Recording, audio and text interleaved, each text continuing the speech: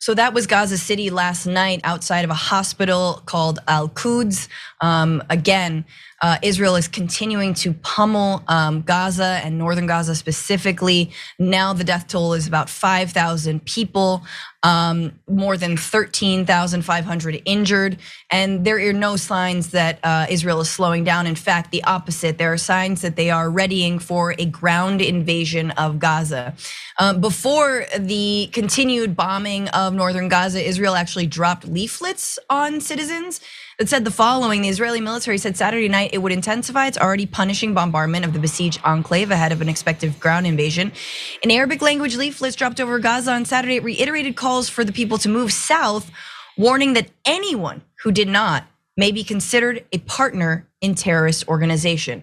In other words, the people who cannot leave and the people who refuse to leave their homes would be automatically considered terrorists. Special rapporteur, I can't say that word right, but UN Special Rapporteur Francesca Albanese tweeted this, said hundreds of thousands of Palestinian civilians aren't able or willing to evacuate. They're sick or injured. Yes, there are many disabled. Considering them accomplices of terrorism equals a threat of collective punishment, possibly functional to forcible transfer and ethnic cleansing.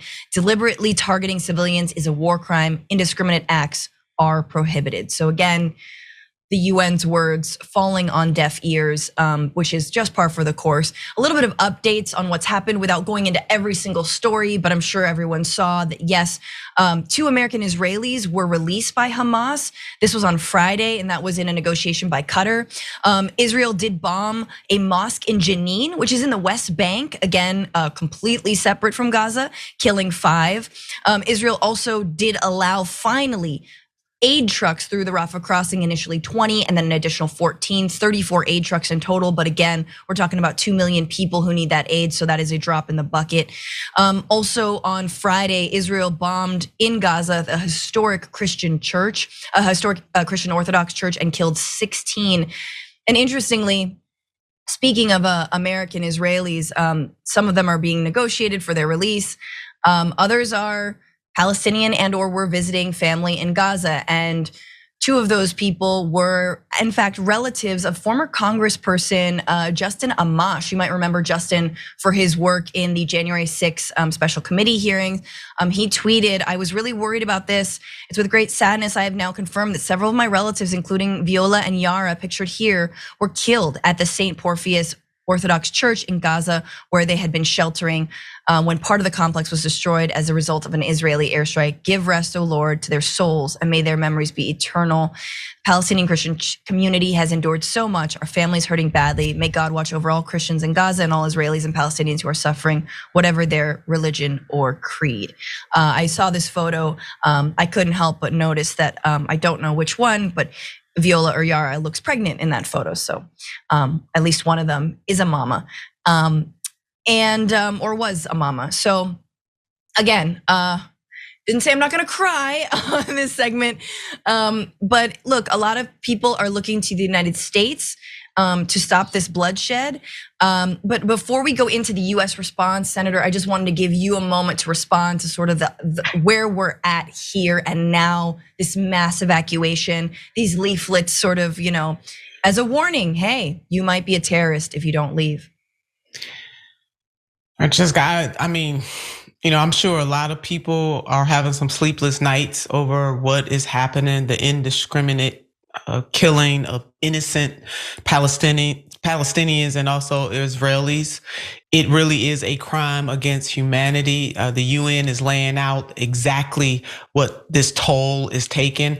And the information that you read about, giving this kind of warning, because right, they're given a warning to be able to justify the actions that are going to take place afterwards.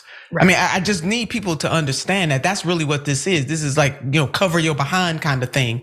Knowing, as the UN person laid out, that a lot of people won't be able to get out of there. And just because people can't move, to automatically then lump them in a terrorist category is wrong.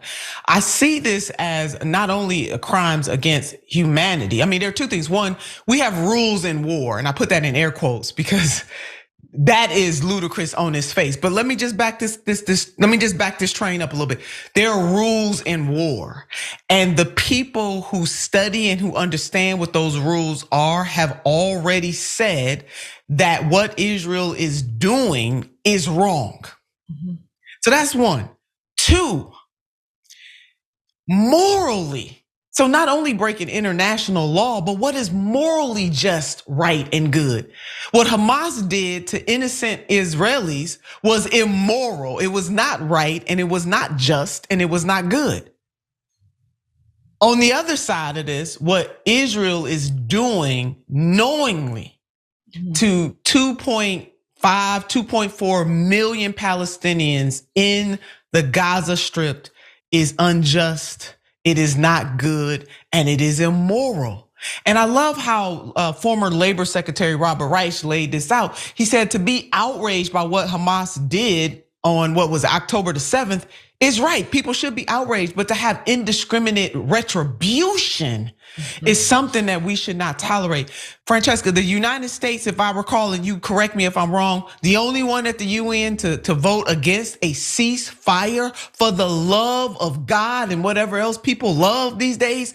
Why wouldn't we collectively want a ceasefire so that we can gather up the information that is needed so that people who are innocent can receive the help that they need, and we can figure out how to navigate these waters? There's a way to surgically go in. You know, experts have said to go in and get Hamas and just level down the collateral damage. You probably could never not have any collateral damage of innocence, but there is a way to do this thing where you minimize that collateral damage. My heart aches. Francesca, it aches. I'm not sleeping, and I know a whole lot of people. And we're like here at home in the United States looking at this. We know that the majority of Americans who have been polled want to see a ceasefire. They also want to see aid come into the Gaza. And one other point I want to make, I get the CNN, the 5 things, and this is what CNN said in the 5 things this morning, or what I read. The U.S. is seeking to delay an Israel ground offensive, which you laid out, in Gaza amid calls to free more hostages, free the hostages. Hamas, do that, held there by Hamas, and allow aid into the besieged enclave. A senior Israeli official told CNN, quote, "There will be no ceasefire in Gaza, but emphasized efforts are ongoing to free more than 200 hostages in the region as quickly as possible." However, here's the however. The official added humanitarian efforts cannot be allowed to impact the mission to dismantle Hamas. Right. Yeah. Francesca, what are we gonna do with that? Right, they're basically saying with one hand, we will continue bombing, and another hand, we'll let a fraction of aid in, and the goal is effectively getting everybody out, however that takes place, whether they move and leave or whether they die. And again, it is not easy to up and leave if you are elderly, if you are injured, if you are disabled. Also, if you have just nowhere else to go, there are reports that rides, right? If you want to catch a ride, if you don't have a car and you're trying to leave northern Gaza, drivers are charging $600 for a trip, to leave the besieged area. A lot of folks don't have that money.